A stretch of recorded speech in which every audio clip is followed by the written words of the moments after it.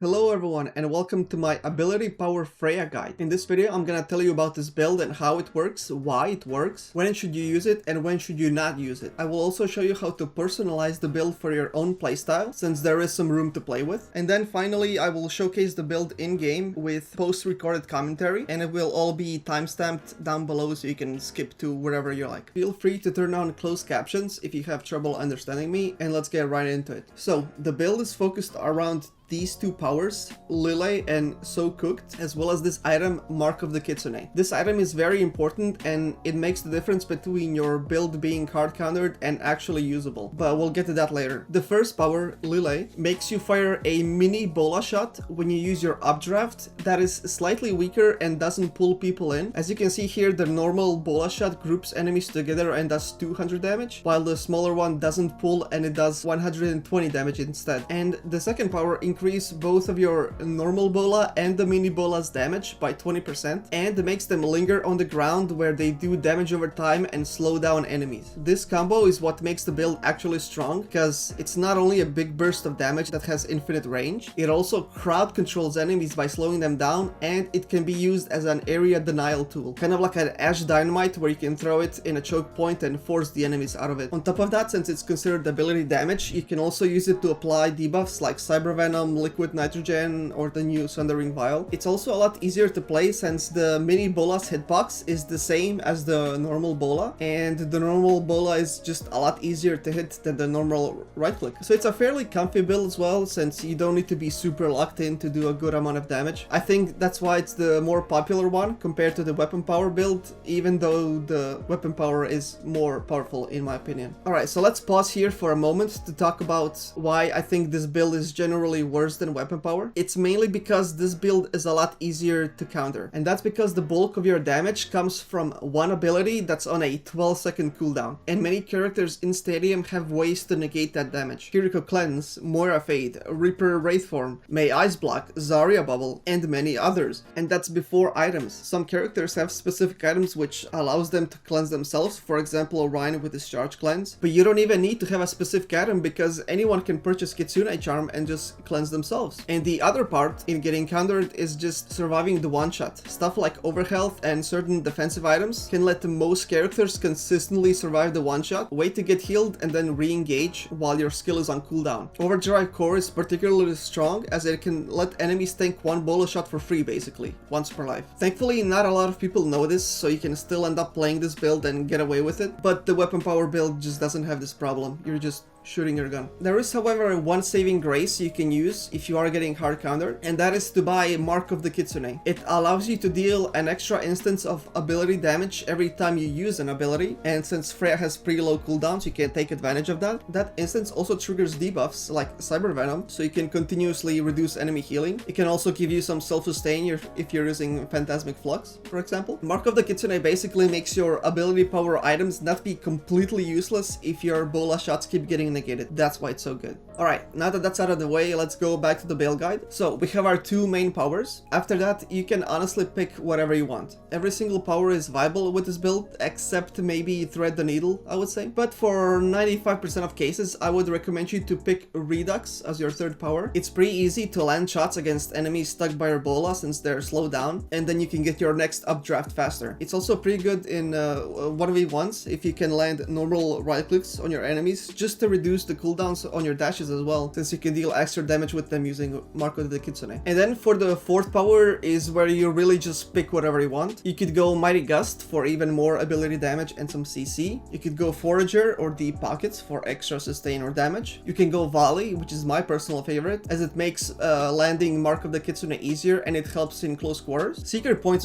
is also really good, since the 3 follow-up shots have aimbot and don't consume ammo, but they still trigger the cooldown reduction from Redux. Peak Performance can actually be viable if they have like an aggressive Reinhardt who's always in your face. Seismic Shot can be really strong against enemies who group together a lot, and Cyclone is kind of wherever it's decent, I guess. So yeah, I would say don't hard commit to any one specific power and pick the last one reactively. If they have an immobile ground tank you can spam like Orisa, then go Secret Point for more cooldown reduction. If they have a Tracer diving you, go for Volley. If they have a Genji or Winston, maybe Mighty Gust will help you. Just go with the flow. Alright, now let's cover items. So we already mentioned the Mark of the Kitsune, that's a given. The next purple I really recommend is Phantasmic Flux. It gives you a lot of damage from only being 10k, but it also gives you a lot of self-sustain since you will be doing both ability and weapon damage. Then Lumerico Fusion Drive, free self-explanatory, 50 armor, 15% ability power, and a heal over time, perfect. Then Cyber Venom, 10% ability power and 5% cooldown reduction are both perfect, and the healing reduction is absolutely massive at 30%. You can skip Cyber Venom if someone else on your team already has it and they can consistently apply to the whole team, so like a Moira with a ball build. Then Iridescent Iris, lots of ability power, lots of cooldown reduction, perfect, and an extra 100 overhealth when you use your ultimate, which is also awesome because you will be farming your ult pretty quickly since it has a low cost and she has the ult charge passive. And then lastly, I like to go for a Champion's Kit to get ability power to a nice 100%, and now both your Bola and Mini Bola and Mark of the Kitsune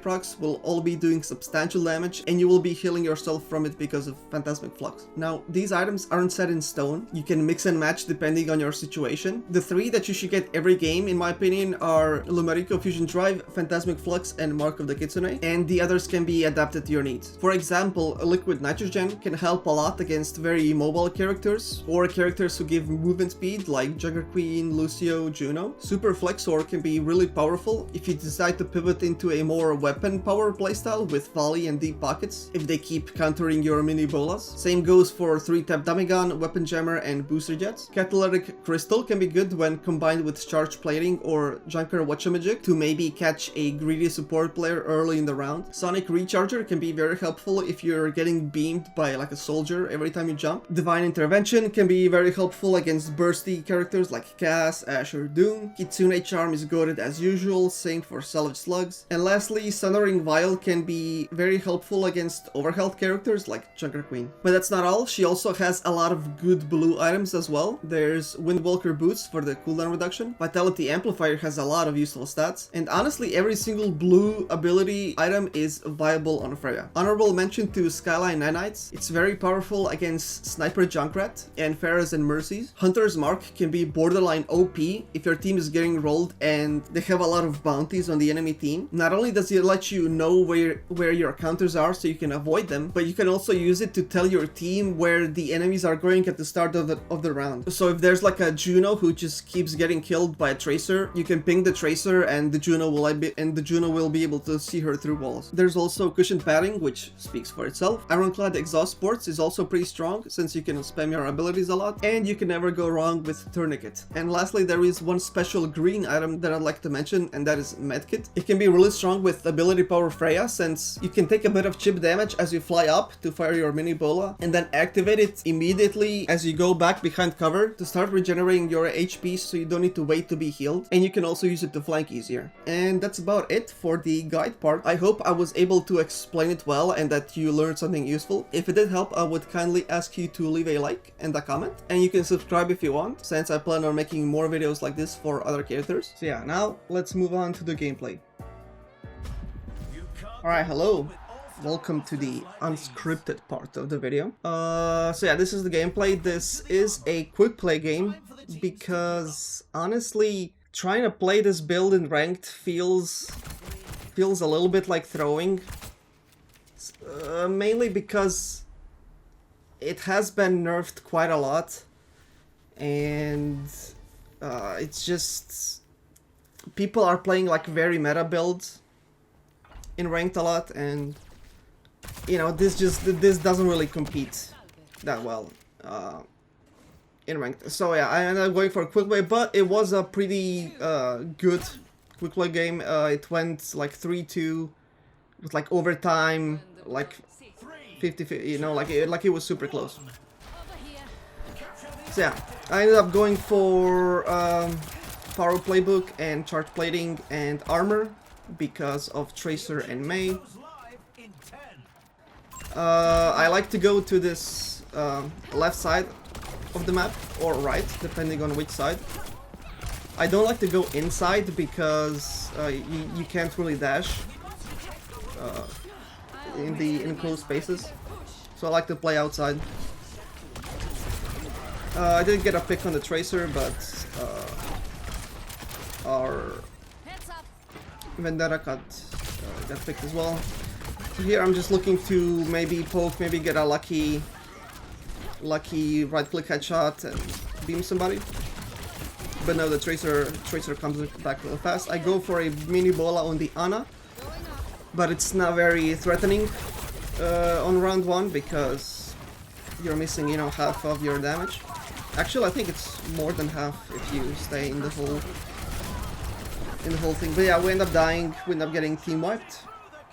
I will cut some parts out just because I feel like there's no point in having all of the thing up.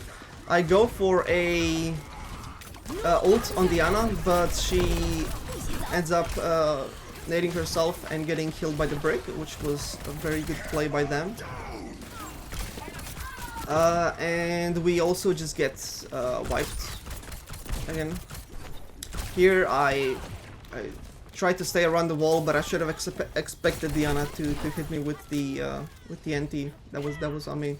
So here I hear the Juno ult forward, so I decide I'm gonna go in the back and hope that I, you know, am able to do something, but unfortunately no, and we get team wiped yet again. This was honestly a very fast point cap by them, but don't worry, there will be more gameplay, more exciting gameplay down the line, especially on second round, because that's when we get the second half of our power. And the items I ended up getting were, I think, 3 blue items. That's usually what I go for round 2, like in quick play 3 blues or in ranked 2 blues. And I ended up going for custom stock, which is some extra HP, then ability power and weapon power, which is pretty good for spamming down like Ryan shields and maze and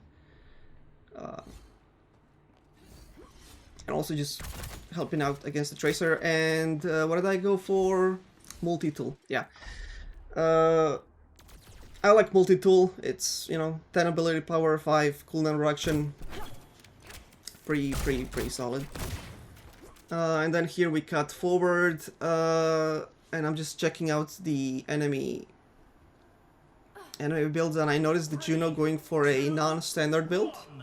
Usually, in 99% of cases, the Junos go for the torpedo build. So it was nice to see someone experimenting with a different build. And she did pretty well this game, I think. So yeah, Tracer goes for a flank. I tried to ignore it. Our Orisa got walled. And here I went for a random challenge, maybe hoping to get a pick, but I decided not to when I saw Juno looking at me. Then I dropped down and I got the pick on Diana. And then on the Juno. And we ended up going for a team wipe on them, which means we all got a bunch of credits from the bounties. Here, in between the team fights, I go for a random bola shot, end up hitting the Juno. I think that gives me an extra 10%. 10% ult charge, which is always nice. Here I just get a lucky headshot on the Tracer, but it doesn't matter. She will get the... my god. Orisa goes for an ult. Unfortunately, I didn't have my bola shot for it, but I don't think it would have mattered since it was Ryan and Mayonet. Here, Ryan goes for a shatter, and then I go for my ult on him, hoping that it would force him to hold his shield up instead of swing, but it didn't really matter that much. The Tracer goes for a pulse bomb and she whiffs, unfortunately for her. And then here the Ryan pushes up a bit far. Tracer goes for a pick again, but we get a bola, so she has to recall. Then I noticed the Ryan is his shield is not super healthy. I tried to push up a little bit, but our Vendetta gets picked and Orisa gets picked. And here, you know, they're pushed up. I decide not to go forward, or like backwards, I suppose, back to spawn, since I would have surely gotten killed. So I just end up hiding behind the corner, use the third person to to see where the enemies are. I see my Orisa and Brick pushing up, so I decided to go for a flank. Unfortunately, missed the right click on Diana. So I whiff. I go for a random bola shot. She turns around, gets the anti, doesn't get the kill, and then here I know that I will have my cooldowns faster than her, so I just go for a bola shot. She has no nade. Here I go for the ult on the Juno because honestly it wasn't necessary to go for the ult there, but I was scared that she would use her Juno ult. So I think it was a good idea, all things considered. Yeah, and then we got a pick on the Tracer and we're chilling. Here I try and break this shield to help my Orisa escape. The Mei has honestly had really good Mei walls this whole game. So yeah, I didn't see anyone on my jump there, so I just went for a random bola in the hallway.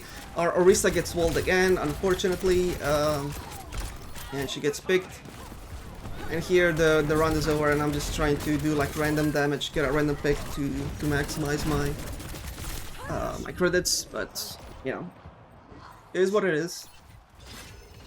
So we lose the first 2 rounds, but you know we don't give up. We don't get depressed. We just keep playing. Honestly, like that second round was way closer than the first one, and like it told me that we can definitely bring it back. So yeah, here I think I ended up going for volley because of the Tracer, and also to help a little bit against the Rhine shield.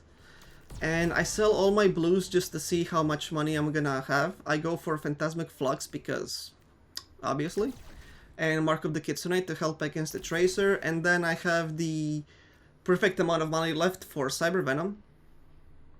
Let's see. What am I doing here? Okay, I sold one of my greens to see if I could maybe go for double blue, but no. I have the perfect amount of monies for Cyberman. So yeah. Next round starts. I'm just looking to chill for a little bit. Tracer goes for a bit of an ambitious play. I tried to catch her, but she's very fast. Anna hits an insane 4-man anti, but we all kite back and I got a pick on the Tracer. Here I go for a random jump. I managed to get the Ana, managed to get the Mei as well, and now it's 2 of us against 2 of them. Not hitting the best shots on the Juno with the ult, inspirationally. But unfortunately they have a Reinhardt and their Tracer can come back from fast really... can go back from spawn really fast because of her power. So we end up losing the first point, but it's fine. I checked to see if Tracer has electrolytes, but she didn't. It was just her power that makes it come back really fast from Swan. So yeah, we got a pick on the Tracer. I fire a random bola shot with. Our Orisa gets picked, which is not good. I pull my team to fall back, and we actually do. The Mei ults. Wait, what the fuck?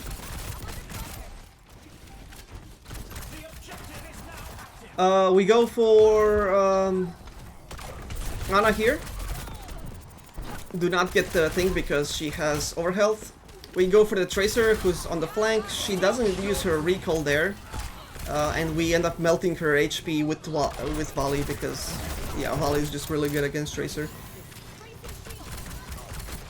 And here, you know, we're just poking.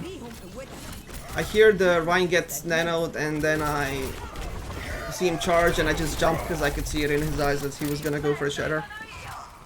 Ana gets picked, but it's fine. We get the Rhine, and then yeah, volley. Yeah, volley is just really good against Tracer. And here we gotta be careful because our guys are respawning. And so are theirs. And Tracer is the last to respawn, and she has the, you know, blink perk, so she can come back really fast. We don't want to push up too forward. We got a pick on the Mei somehow. Try to go for some damage on the Rhine before his healers come back. Go for a team up on the Tracer with the Ana. Orisa goes for ult and I decide to shoot mine as well, but I whiff. But I managed to get a big bola in the back of the choke, and that ends up doing some serious damage on the Juno, which means... Oh no, not Siri, sorry. Hey Siri, no, stop. I didn't say Siri, I said serious. Sorry, my Siri just activated. Okay. Okay, yeah, and we managed to get the round, of course. Pretty good showcase for the build against Tracer, obviously. This is why you go for volley. And here I have an awkward amount of money. I think I ended up going for Lumerico Fusion Drive and something. Lumerico is just really good against Tracer, obviously, you know, the armor is good against her. And then I sell my greens, which means I will have enough money for 2 blues. I think I just go for custom stock and multi-tool just because, you know, it's a nice amount of money. And here we can cut forwards. The Tracer did go for code breaker, which is important to point out. And then the Rhine is going for a standard Rhine build. The Mei was going for some ability power, which is interesting. Always go for a jump shot bola at the start of this round because it's, you know, pre-ult charge. Our Vendetta gets anti'd and fire-struck, which is, you know, unfortunate, and we honestly play pretty decently far back as a team. Unfortunately, you know, we still get our Orisa still gets Mei walled. Honestly, the Mei has had some really good walls. I go for a bola and it hits the lamp, and I was unhappy about it, but you know, it is what it is. Here I go for a bola. I try to get the Ana, but the Rhine blocks it. Like pretty perfect timing. Tracer goes for a pick, has to recall because of volley. Here we get shattered and we end up living, which was pretty good for us. Vendetta goes for a 1v1 on the Tracer, unfortunately loses. I mean, that's understandable. Tracer should win those. Solo ult Diana because, you know, might as well. And here, I don't remember exactly what happened. I went for a bola on the Juno, unfortunately missed. And then, yeah, Mei goes for a huge blizzard, and we end up getting wiped here. However, as you can see, the enemies have not been pushing their payload very far. So we have plenty of time for a second fight. But even if they did push, honestly, this map is always winnable. Like, even if they're 99.99 and you have 0 progress, this map, I don't know, somehow, but it's always winnable. Tracer goes for a 1v1, but we have volley. And here I just go for some random pokes on the Juno who was pushing their payloads. And then she goes for a challenge here. I don't know why, but no, we know 1v1. Tracer comes back. We just force the recall, and then Mei here uses cryable, and I just fire my bola because might as well. It's 3 damage. Then I jump on my payloads because the more people pushes, the faster he goes.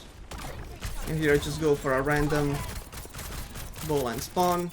It does, at the very least, trigger Cybervenom. And here I see the Reinhardt pushing up. I can see in his eyes that he wants to ult. So I get out of there. I end up going for a solo ult on the Ana, but Juno ends up pushing into her at the worst time. So she gets caught in it as well. And then here the Rhine has no heals, and I really just want him dead. I don't want him to come back to the enemy spawn with like 1 HP and give lots of ult charge to his supports. And yeah, the timer goes on and we don't get overtime and we just win the run right there. You know, there we have it. You know, this map is always winnable. Honestly, yeah, I don't know how, but I've lost and won unlosable and unwinnable games somehow on this map. I don't know what it is. So here, I didn't know if I should get Redux or Deep Pockets, because I'm not getting that many shots on my bolas. It's mostly volley that has been carrying. And I didn't know what to get, so I just go for selling my items and seeing what else I could get. Now I'm choosing between Liquid Nitrogen and Super Flexor. Liquid Nitrogen is good against Tracer and Juno, but Super Flexor is a bit more balanced, I would say. And I think I ended up going for Deep Pockets with, yeah, Liquid Nitrogen. And I'm pretty confident in that decision. I think it was a good decision. So yeah, we cut forwards. Everybody has their full builds. Fairly standard, except Juno. And then on this map, I like to spam my dashes, get as close as I can to the like staircases, and just fire my bola, and it almost always catches somebody. So it's like free damage pretty much, and it forces the enemies to, you know, turn around and heal. I go for a hit on the Ana, but I dash forward too much, and then you can see I almost died there. That was too close. Mei rolls forward, so I can so I know that she doesn't have an ice block, so I can just hit my bola. And then here I shoot the bola behind the Rhine, expecting him to walk into it, but he doesn't, so he has to you know, stay there and die. He does waste his shatter, which is good for us. Hit a bola on the Juno, and we get the team win. And here I just I don't know if they are gonna play from main or they're gonna go from the side, from the right side. So I just play in the payload and, you know, see what happens. Orisa goes for an ult, but she gets picked up. I wanted to combo with her, but you know, couldn't. Didn't see a good target there, so I went for the random Tracer in the back. She was distracting us really well. Our Orisa did get walled, I think, again, so she ends up dying. We spent a lot of ults this fight, and we don't win, unfortunately. I go for some shots on the Ana in the back, and then Mei is randomly just here. But I have volley and Marco the Kitsune. I go for a bola shot on her way out. Unfortunately, she manages to survive. And then here I see my two teammates, being low, so I just spam the choke. I jump up to see who's gonna go, and it's a Reinhardt. Goes for a shadow, whiffs. Actually, that doesn't whiff, but he has to hold his shield up, so he can't do too much damage. Get a pick on the Tracer, but Ryan manages to get two. I whiff my ult, and then here I almost get the Moira. Sorry, the Ana. Her name is Moira. And then here I get force back. I play around the corner, but I get antied, which is a really good antied by the enemy Ana. If I had killed her there, she wouldn't have been able to get me in. Yeah. Unfortunately, as you can see, it's not looking very winnable, and everyone dies, and I just try and go for the touch, but it's over. Yeah, I hope you still enjoy the game regardless, and it demonstrated mainly the weaknesses of this build. It's just, you know, it's not as lethal as it was last patch, but it's a fun game. You know, fun quick play kind of game. I do recommend weapon power if you're gonna go play ranked, but yeah. Hope you enjoyed. Leave a like, comment, subscribe, all that, and I will see you in the next video, whenever it happens. Okay, bye!